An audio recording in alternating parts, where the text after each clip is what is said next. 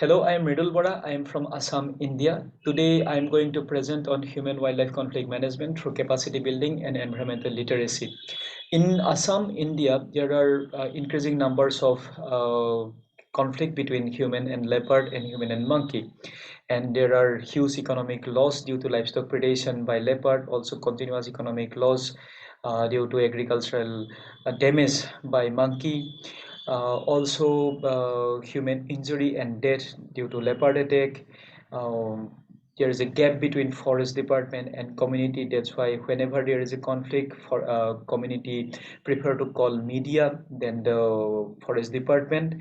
And forest department is always forced to rescue or to permanently remove the conflict species from their nearby hills or forest areas, and those captured animals ends up in captivity and they dies due to post-traumatic stress disorder. So our basic aim of the project is to provide passive economic compensation by alternate livelihood, and to build awareness, and also to control the mob. We formed a volunteer group, and to increase the tolerance not only towards the conflict species, but also it is affecting the as a whole biodiversity conservation, and to bridge the gap between department and community. So we selected 22 women beneficiaries from the local area with the help of village committee, and then and all those members belong to the marginalized group of the society, and they have faced economic loss due to human wildlife conflict, and we formed a volunteer group called Sakti, which translate into English as Sakti, means the energy or force. So we selected our experimental project site as Sankardev Nagar, and that place there are records of lots of human leopard conflict, but there are no extreme casualty. But those places very near to it, one is Fatasil, where a leopard killed by mob in retaliation, and in other place called Adimgiri, which is only 1 kilometer away, one 6-year-old was killed by leopard. So Sankardev Nagar is the tolerant neutral site where where the people can welcome the awareness or conservation approach, and we can spread the awareness or conservation ideas in nearby places.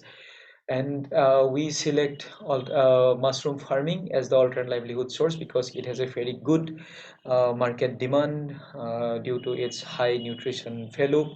It doesn't require lots of large scale land clearance, and it's also cost effective, and it can be grown throughout the year.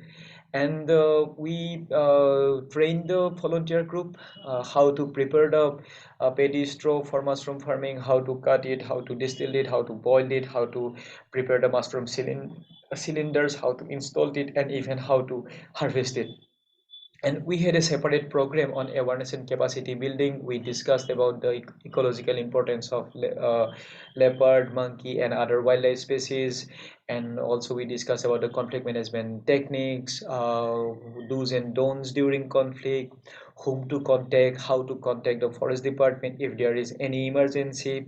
And we inspired our volunteers and seek for their help to control the mob so that mob doesn't kill the leopard in retaliation, to avoid any casualty in the in both sides. And the forest department were very integrated part of the project from the very beginning to the end, and they also promised for the positive coordination, and they also requested for the positive coordination from the community. They spoke with the village committee, village heads, village elders, volunteer members, so that together we can develop a multidimensional plan and can manage the conflict. And we gave the market linkage for economic sustainability. But only after 33 days of selling, COVID second lockdown severely affected the whole project, and we couldn't continue it. But as of we speak today, we are trying to revive it.